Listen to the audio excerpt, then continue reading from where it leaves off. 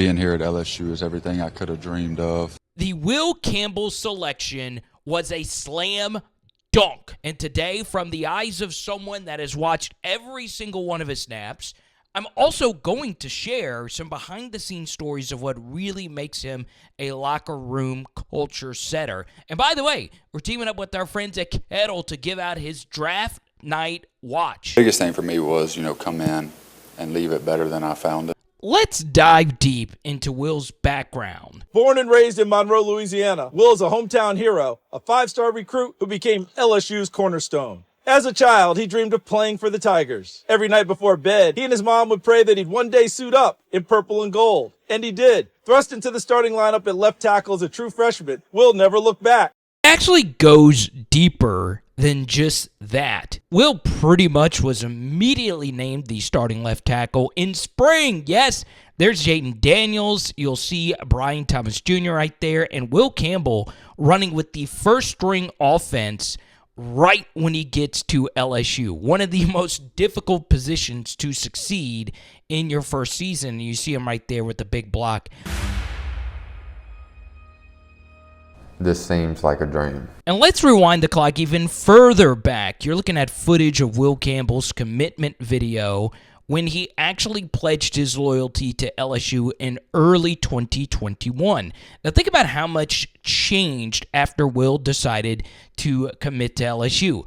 Ed Orgeron got fired. Thanks for being here, obviously. My name is Brian Kelly. Will Campbell still held steady his commitment after the hire of Brian Kelly, and his leadership was huge because the Tigers only brought in roughly 14 high school football recruits. And Will was not only a leader for them, but he was paramount in the success of all the ridiculously talented transfers the Tigers brought in.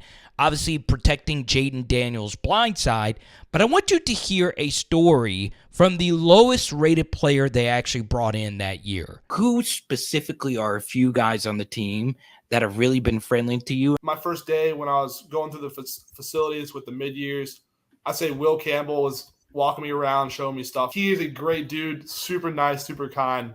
I love the dude. He's super nice. That was deep snapper Slade Roy, who exceeded expectations at LSU, and it's because of guys like Will Campbell making the lowest-ranked guys feel like they belong with the highest-ranked guys. So while I love this interview with Slade because it was mine, let's actually go back to a few months prior. Just like all the young offensive linemen that'll be coming in, we're expected to go in there and, make an impact early. So this was Emory Jones's commitment ceremony, which was a simple video shot in the back of a vehicle, and those words ended up being prophetic. Will and Emory quickly became LSU's starting offensive tackles and did so all the way up until this NFL draft where Emory will also be selected.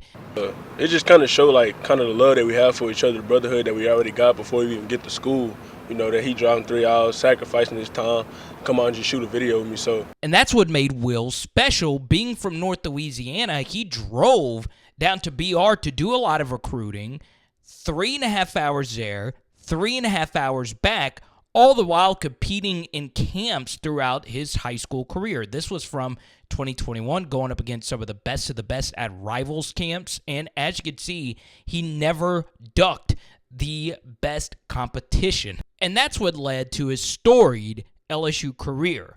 Let's dive deep. Beyond the field, Will's leadership was undeniable. Awarded LSU's prestigious number 7 jersey, which he wears as a patch, he embodied the symbol reserved for Louisiana's most impactful player. Over 3 seasons, he started all 38 games he played, logging a staggering 2,553 snaps, while allowing just 5 total sacks in his entire career, and only 2 in his junior season.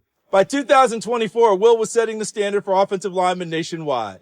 A consensus All-American, he became LSU's first offensive lineman to earn that honor since Ben Wilkerson in 2004. And that's a great career recap, but it's even more impressive than that. Going back to his 2022 season, I want you to hear Will Campbell break down his first ever rep versus NFL Rookie of the Year, Jared Verse. If you ever got the time, go back and watch my first play of college football. I got my face ran through, punished, and that's just what it is. I mean, to be thrown in the fire like this against good teams, these dudes are trying to get paid. It was virtually impossible for me to think of an SEC freshman player who drew tougher matchups in his first ever season like Will Campbell. He is playing at an SEC program at LSU, battle tested week in, week out against guys that he's going to see. Jared Verse is actually just the beginning of it. What if I told you he played 2 NFL Rookie of the Years in the same season? Yes, as you've seen, there have been so many tough matchups, but it doesn't get that much harder than Alabama, where you had to face against Dallas Turner and Rookie of the Year, Will Anderson from a few years ago, obviously the number 2 overall pick of the Houston Texans. And you see a few reps here where Will took care of business of number 31, and it continued.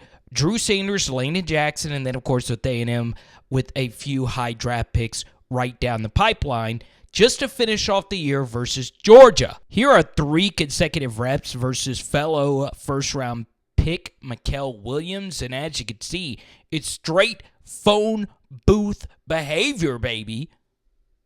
Now, this looks like a list of all his career accolades, but this is just from 2022. Let's turn the page to 2023, his highest graded PFF season. And once again, he had a few repeat customers, including, yet again, the great Jared Verse.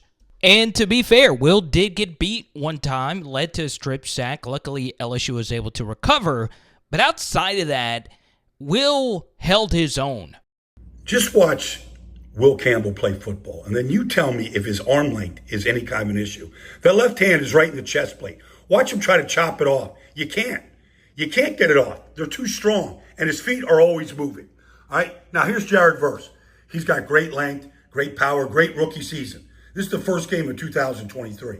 Verse is going to win initially with that power. Watch him reset his hands, give up some ground, and then got his hands and his face right in the chest plate.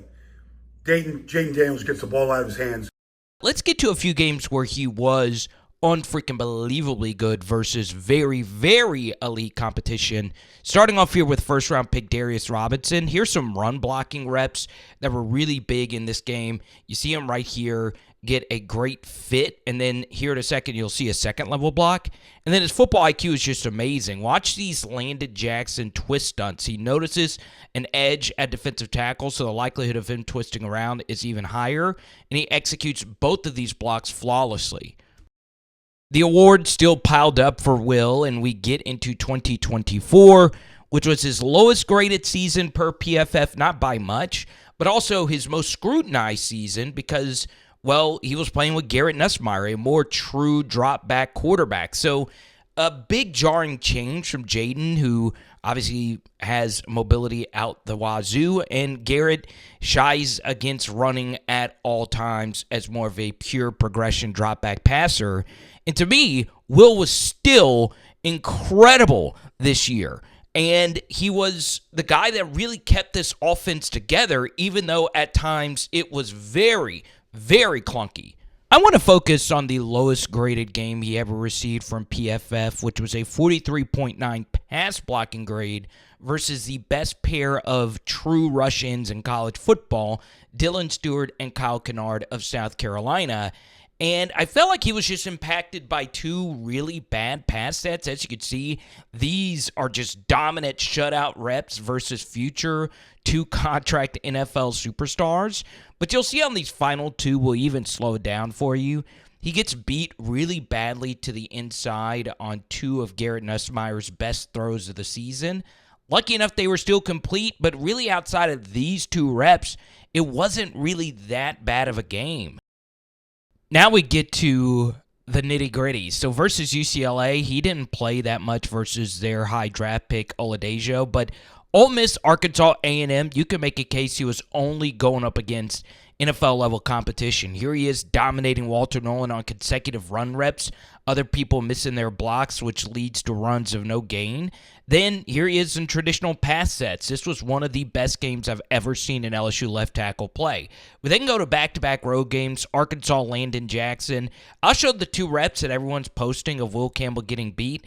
What they're conveniently leaving out, though, is him having Landon Jackson in a phone booth for the 3rd consecutive year in pretty much the rest of this game. Let's go to Nick Scorton, back-to-back road games. And once again, Will Campbell taking care of business versus number 11. And then we get to another day one talent here with Shamar Stewart, number 4, a freak athlete. I know some say he's raw as a pass rusher, but Will Campbell once again just mauling him pass set after pass set. So after a bye, here he is again. Let's take a look at Will Campbell, 3-year starter at LSU, the left tackle. Got all the size you want, 6'6", 325, and great feet and great knee bend. Like you watch this right here, he feels the twist coming. Got his hand right on Alabama defensive tackle. Look at the knee bend. Natural knee bend. Natural. Flat back. You could put a piano on his back. Carry up a couple flights of stairs. Elite competition, Jahad Campbell. Some just see him as a pure off-ball linebacker, but still to do this versus 11 is just in-freaking-sane.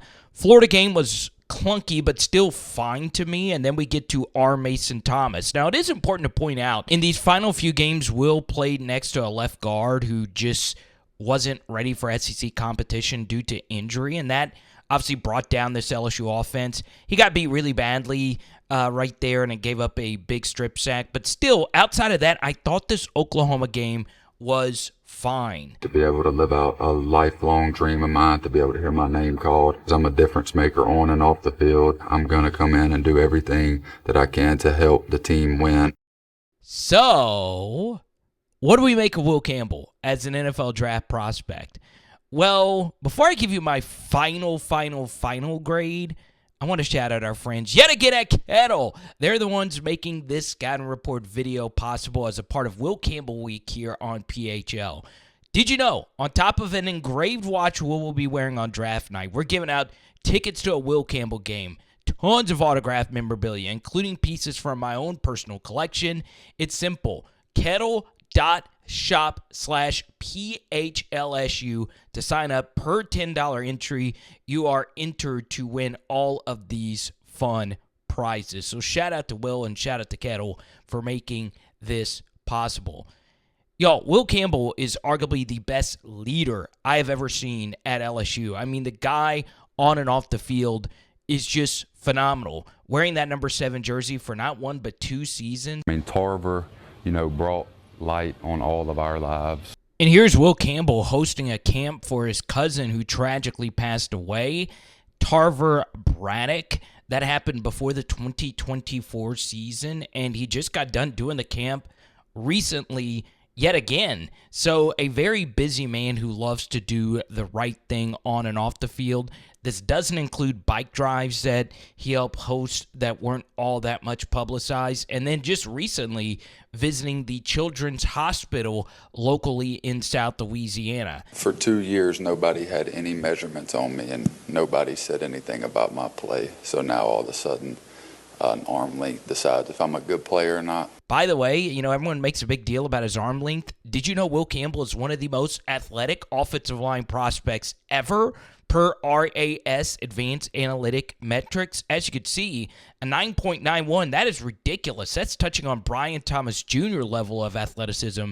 That is 15th out of 1,500 offensive linemen graded. So, as somebody that's watched pretty much every Will Campbell rep dating back to his high school career, he is the best offensive tackle prospect I have ever seen at LSU. And I think that is what makes him arguably the most important LSU first-round draft pick of the modern era, because the Tigers have not had an offensive lineman selected in the first 32 since 1998. Yes, that is a real stat, and that was Alan Faneca, who made the Pro Football Hall of Fame, and I do think Will Campbell will follow in those footsteps. I acted very good today. Will is worth the hype. It's just the truth. The guy is the real deal. I actually think he could play any of the 5 starting offensive line positions in the NFL because so many people have made a big deal. Is he even an offensive tackle? I think he could be a guard and a center if you absolutely needed him to be.